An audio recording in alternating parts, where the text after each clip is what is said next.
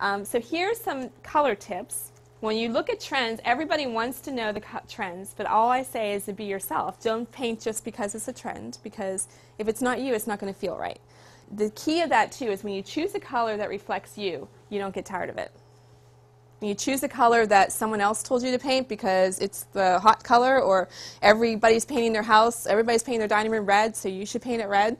If it's not you, it's not going to work, and you will get tired of it. But if it's something that reflects you, you're not going to get tired of it. And if you think of that with every single thing you buy for your home, every single thing, if it has meaning to it, you won't get tired of it. Okay, so white should only be intentional. White, okay, should not be your default color, and a lot of people leave it white because they don't know what color to paint it.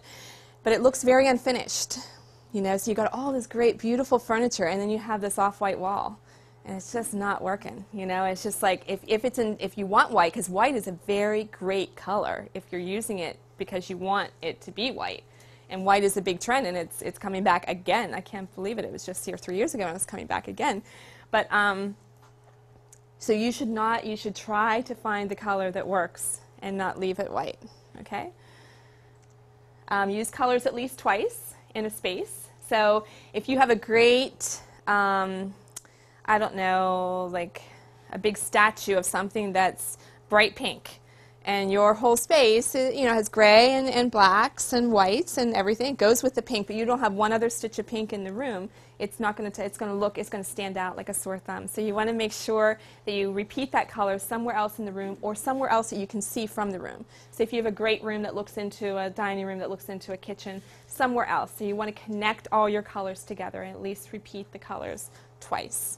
So you have two different ideas here. You can either use the gallery approach, where you want to use a painting on a white wall, so you don't want to detract at all from that painting. The painting, it's all about the painting.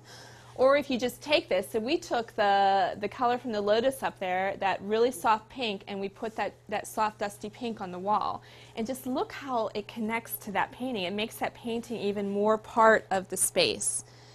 And paintings and artwork are one of the best ways for you to choose your colors, because that's, if you bought that, it's something you probably really love. So I always recommend, if you've got artwork, that's where you should look for your colors for your walls first. Just my opinion.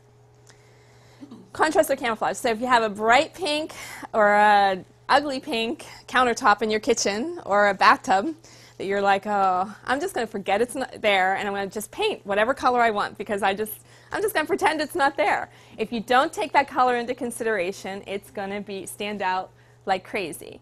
So if you've got this bright or pink or green bathtub in your bathroom and you don't like it, you have to choose a color where it's going to camouflage it. So those cosmetic, blushy colors that are brown and tan, that are brown and pink, that have pink undertones with it, use that on the wall, and your bathtub is going to disappear. Like, it's not going to be as evident. So always take that into consideration. You've got to look at everything. Okay, strong or wrong. So, you know, you paint the color and you don't like it, and it's bad, and you don't feel right. Well, you have to remember that your eye takes 2 weeks to adjust. So if you went from something that was beige to a bright pink or to a dark red, and you're like, oh, it's awful, because your eye's remembering that tan, you got to give it 2 weeks. And then if you still hate it after 2 weeks, you need to repaint. That's called color shock. And it's true. Your eye remembers that color, and it can't get used to the new color yet. So, all right, you always choose your paint color last, because paint colors are not limited. You can paint. We can match any color. Any color. Okay? So you choose your flooring, you choose your fabrics. It's so funny, like you can go in and choose your kitchen cabinets, $25,000 worth of kitchen cabinets in what, a couple hours maybe? I don't know, maybe a week or two. And it takes you 6 months to choose your paint color. But you want to make sure you choose all of those big pieces first, and then come back and choose your paint color, because we can match anything. Okay? So very, very... and a lot of people don't do that. They want their paint color first, and I totally tell them to do the other, to choose it last. All right, this is what we do. So we go in and we get our little paint chips from the paint store, and we go home and we stick it on the wall like this. And you can't, and this is what we all do. But you don't want to hold it against a white wall, because the color is not going to be on a white wall. Do you know what I mean? So you're not like, so you got to put your color next to your couch, next to your floor, next to your window treatments. You got to lay the color right next to it. Because if it's on the white wall, you're not going to get an idea. That's why it's so hard when you have all those little chips like stuck on your wall, like with the tape, and you can't figure out which color because it's not, you're looking at the color on white, and it's not going to be on white. Does that make sense? The color is going to be fully on the wall. So you got to have it with your furniture and everything else that's in the space. So you try the little jars, or you get the large samples. We have 8 by 12 samples of all of our colors that you can order online. So you just get those nice samples, and you bring them home, and you lay them next to your furniture, because that's how it's going to interact when you get it on the wall. So if you've got a place with not a lot of light, even the purest white is not going to make it look white and light. So you want to add yellow. Anything with a yellow tint is going to give it a lot more freshness, more sunshine, and avoid the gray and muddy colors, because again, those are going to look, it's just not, it doesn't have a lot of light, so it's not going to look very, very good. You want to use pure and creams for a small space. The other thing with small spaces is what I recommend is, everybody says, I don't want to paint a small room a dark color because it'll make it look dark and make it look smaller. The room's already small. It's not going to ever be big.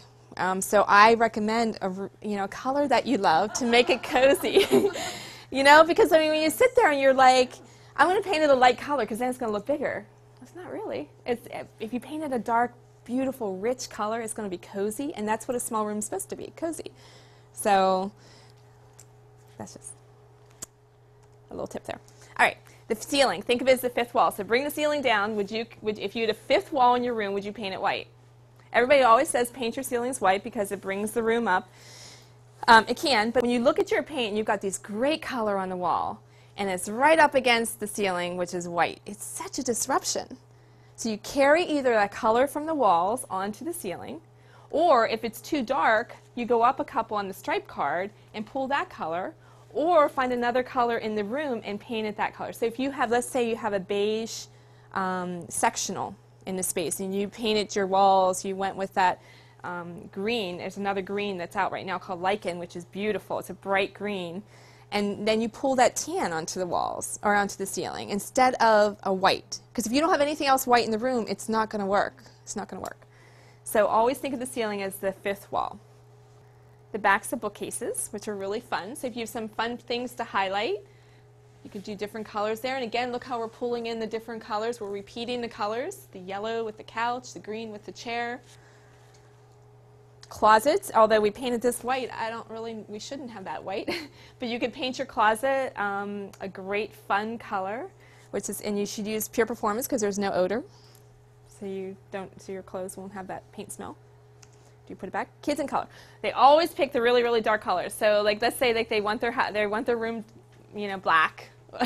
Or whatever, just go up like 2 or 3 on the stripe card. They're not going to know. They're not going to know, especially if they're really young. They won't know that it's not the same color. So if they pick a really dark orange, maybe just go up 2 or 3, and you'll get a really nice orange, and it'll look great, and they'll love it. So because they're always going for the really dark. But if it's you picking the color for yourself, okay. A lot of people, and I had my neighbor do this, she went and she looked in and she wanted a gray because she was painting Batman on the wall for her son, and she went to a really nice dark gray. She goes, well, that's going to be too dark. So she went up 2 because she was scared, and it looks like it's dirty. The wall looks dirty. Always go with your first instinct because your eye knows the color. Like, it's like whenever you're looking at the colors like that are available to you, almost if you go with the one you thought of first, it almost always is right. When you start questioning yourself, saying, oh, it's a little too dark, I'm going to go up, it almost always is wrong. So at least that's what we've seen. Stairs to your basement, like hallways are fun for color. Kitchen cabinets. Okay. Another way to get you past those two